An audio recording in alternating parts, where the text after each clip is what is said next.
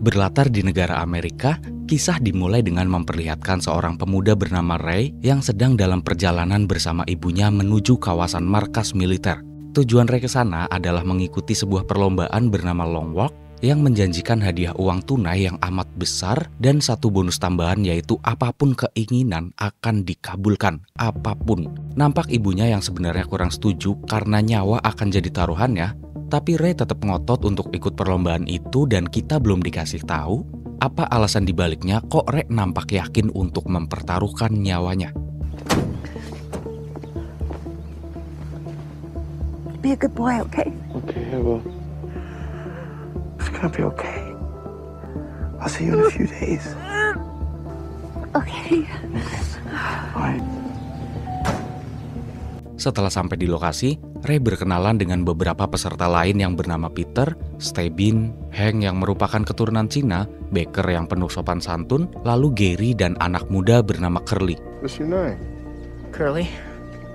Here he comes. Sit down, boys. Tak lama kemudian, muncullah penyelenggara kompetisi tersebut. Dia sering dijuluki dengan nama The Mayor, penguasa nomor 1 di negara itu, pemilik kekuasaan tertinggi. Di sana The Mayor memanggil para peserta satu persatu untuk menggunakan sebuah kalung lencana sebelum perlombaan dimulai. Number 1, number 5, number 19, number 38. Look, son. Terlihat pada urutan nomor 38, ada seorang pria bernama Billy yang merupakan anak dari The Mayor juga ikut dalam perlombaan itu. Setelah membagikan lencana pada 50 peserta, The Mayor kembali menjelaskan peraturan yang dimana peraturannya adalah mereka harus berjalan tanpa berhenti di jalur yang ditentukan, apapun alasannya nggak boleh berhenti. Kecepatan juga nggak boleh di bawah batasan yang berlaku. Jika melambat selama 30 detik, maka peserta akan mendapatkan peringatan. Jika 3 kali berturut-turut mendapat peringatan, maka pada peringatan keempat mereka akan dihukum. Namun jika peserta berhasil tidak melakukan kesalahan dalam 3 jam, kesalahan sebelumnya akan dimaafkan dan dihitung dari nol lagi. Tapi yang paling mengejutkan adalah, dalam perlombaan ini hanya boleh ada satu pemenang tunggal yang berhak mendapatkan hadiahnya. And I see hope. If you refuse to give up, any of you can win. I said. Setelah membacakan peraturan, The Mayor juga menyampaikan bahwa perlombaan tahunan ini disiarkan ke seluruh negeri dan pasti akan mengubah hidup sang pemenang. Ajang ini juga dianggap sebagai simbol kebangkitan bangsa. Tak lama dari itu, The Mayor pun menembakkan pistol sebagai tanda dimulainya perlombaan mematikan itu.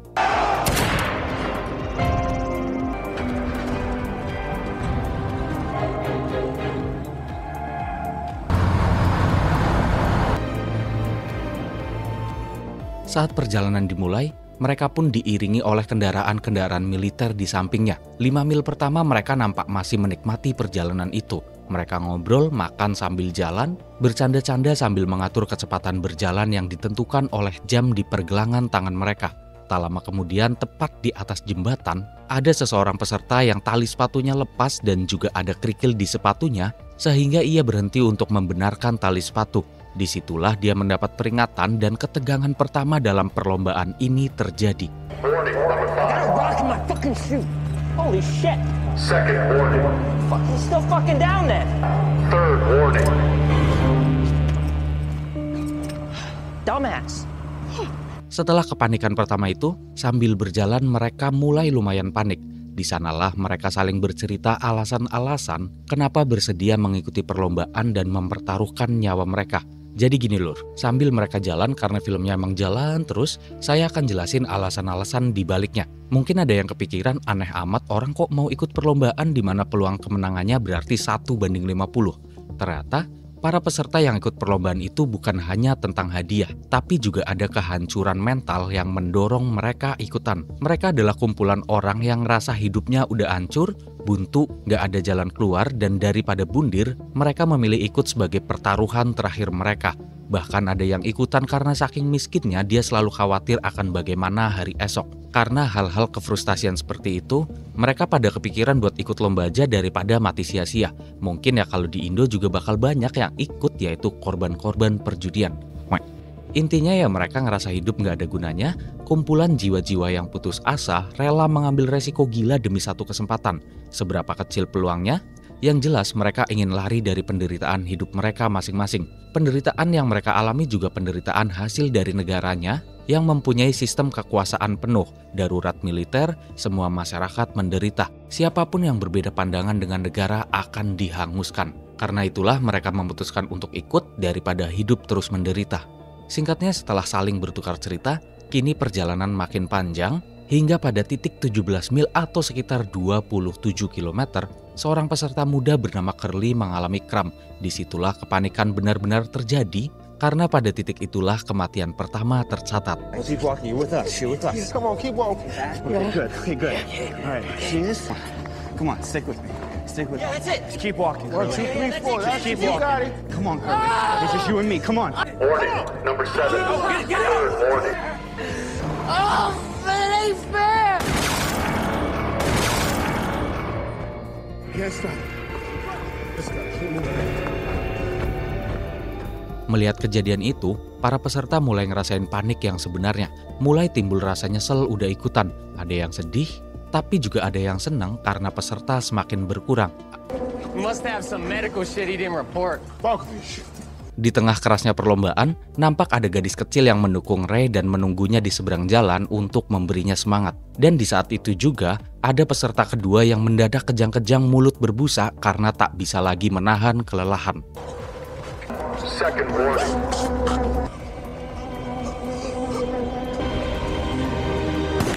Fucking smiling. The odds just went up for us.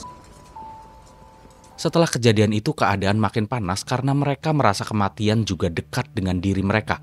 Pada mil 25, beberapa pemain mulai curang dengan mengolok-ngolok yang lain, menjadi provokatif agar peserta lain emosi dan cepat lelah sampai memicu emosi salah satu peserta. Rank. You're saying your mama names you fucking Rank. Your goddamn name is Rank. On you in some other way. Warning. What? Rank, don't even fucking kill you. Can't take a fucking joke? Fuck you. I think your mama was giving out coupons. Second warning, number 19. Get up, Ryan. Get him! Warning. Hey! You're not just a pest no more. Now you a murderer. He came after me, man. Di tengah ketegangan itu, kenyataan biologis manusia mulai menunjukkan dampaknya. Tubuh yang butuh tidur, makan, minum, dan istirahat. Bahkan kebutuhan alamiah seperti buang air besar pun nggak bisa terelakkan. Nampak satu peserta kehilangan kendali, nggak bisa nahan kebelet dan terpaksa berhenti buat nungging. Tapi karena nggak keluar-keluar, dia jadi berhenti kelamaan dan melanggar peraturan hingga akhirnya kebelet itu mengantarkan pada nafas terakhirnya di perlombaan itu. Third warning. Better be dirty than fucking dead. Your fucking leg.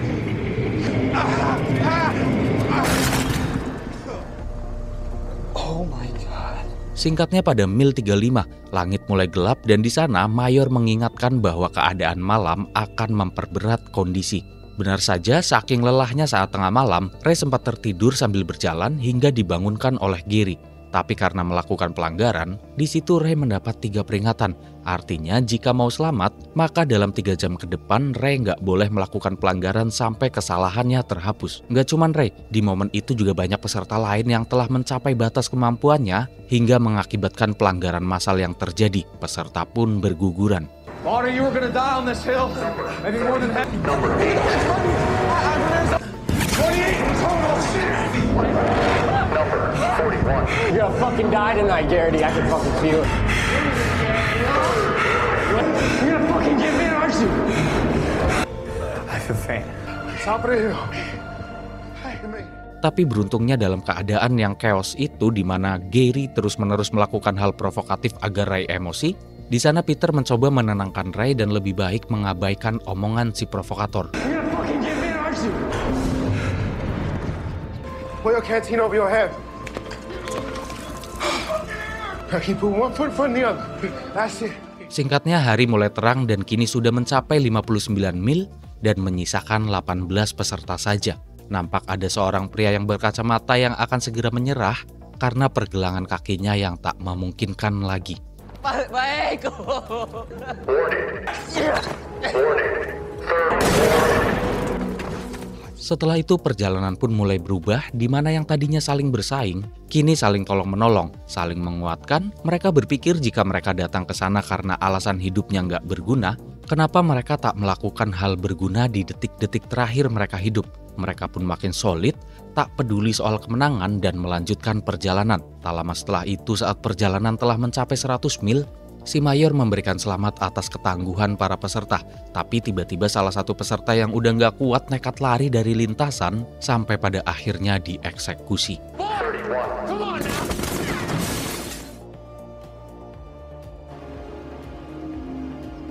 Tak lama setelah itu, Peter mencoba mendekati Ray. Peter menanyakan apa sebenarnya alasan Ray ikut perlombaan itu, karena Ray terlihat sangat berambisi. Ray pun bercerita bahwa ia ikut karena ingin melihat pembunuh ayahnya dari dekat. Diketahui ayah Peter adalah seorang aktivis penulis buku tentang kebebasan. Nah, karena ceritanya di film ini negara dalam kondisi darurat militer, akhirnya ayah Ray pun dicap pengkhianat negara, dianggap melawan pemerintahan dengan buku-bukunya yang bersuara soal kebebasan. Ayah Ray dihabisi oleh si mayor di depan mata Ray. Karena itulah, Ray ingin ikut perlombaan dan membalas dendam atas nama ayahnya, karena mereka semua tahu setiap pemenang berhak meminta satu permintaan apapun. And that's why I'm gonna kill him. What? And that's how I do it, right fucking there. Perjalanan pun berlanjut, dan pada jarak 170 mil, beberapa dari mereka saking lelahnya mulai kehilangan kewarasan, hingga pada malam harinya nampak Hank yang udah nggak bisa bertahan lagi, nekat menggunakan tenaga terakhirnya untuk melakukan hal konyol. You alright? Talk to me. Hank. Warning. Hank! 46. Hey, hey, get that fucker! Warning. 40. I did it wrong! Kini tiba di mil 209 dan menyisakan 6 peserta saja.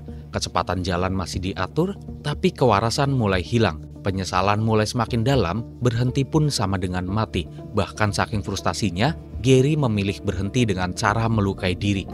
No. Just keep... fuck, man. Hey, Buck! What the fuck? Oh God, I fucking do that. Fuck. Pada mil 278 dengan sisa 5 peserta, mereka benar-benar kehabisan tenaga, bahkan sepatu milik Ray jebol dan terpaksa harus melepaskannya. We live to fight another day. Damn part of my shoe fell. Warning. Number 47. Fuck me. Tak lama setelah itu, nampak ibu Ray yang menyaksikan perjuangan anaknya dari seberang jalan, dan entah apa yang dipikirkan, Ray memilih berbalik arah menghampiri ibunya untuk meminta maaf sebelum dia mati. Ray. Warning. 4 seconds. I'm so sorry. I'm so sorry. Please, I just want to hug you. Please, calm down. I don't want to think about it. I'm so sorry. Beruntungnya saat itu Peter menyadarkan Ray untuk sadar dan melanjutkan perjalanan, tapi karena lelah yang udah nggak bisa ketahan, dengan keadaan yang udah nggak karuan, si pria gondrong bernama Parker tak ingin mati sia-sia. Dia memilih menghentikan perjalanan, tapi dengan merebut senjata dan menembak salah satu petugas. Fuck you. Goddamn motherfucker!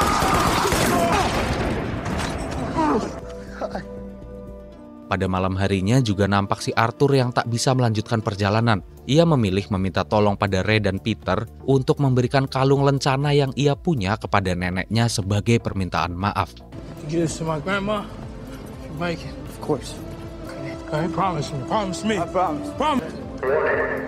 Second warning. Third and final warning. Singkatnya kini menyisakan 3 peserta yaitu Ray, Peter, dan Billy anak si mayor. Anak si mayor udah mimisan segala macam. Di sana ia bercerita keinginannya mengikuti perlombaan itu sebenarnya karena rasa frustasinya di mana dia merupakan anak di luar pernikahan dari si mayor. Dengan kerakusan si mayor terhadap wanita, berpuluh-puluh wanita melahirkan seorang anak tanpa ayah. Dengan kekuasaan yang mayor miliki, banyak anak dan ibu yang menderita atas paksaan si mayor. Karena hal itulah, Billy ikut perlombaan dan akan menolong korban-korban yang terlantar atas ulah si mayor jika Billy berhasil menang. Tapi keadaan udah nggak memungkinkan, Billy udah mimisan parah dan akhirnya memutuskan berhenti. An honor. Good luck. Third warning. Do me. 50% chance now, Pete.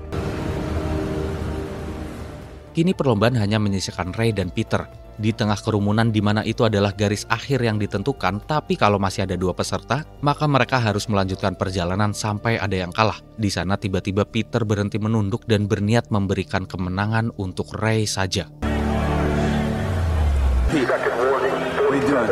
You gonna do this for your mom. Third warning, It's for your mom. 23. Ray! Being a Go brother, with it. just walk me home more, okay? Okay.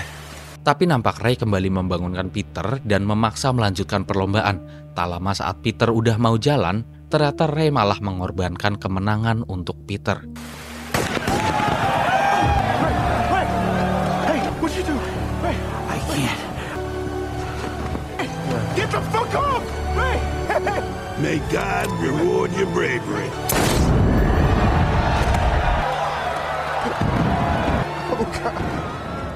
Akhirnya Peter pun menjadi pemenang, dan gak butuh waktu lama saat Mayor turun memberikan selamat pada Peter. Mayor juga langsung menawarkan hadiah satu permintaan apa yang ingin Peter dapatkan.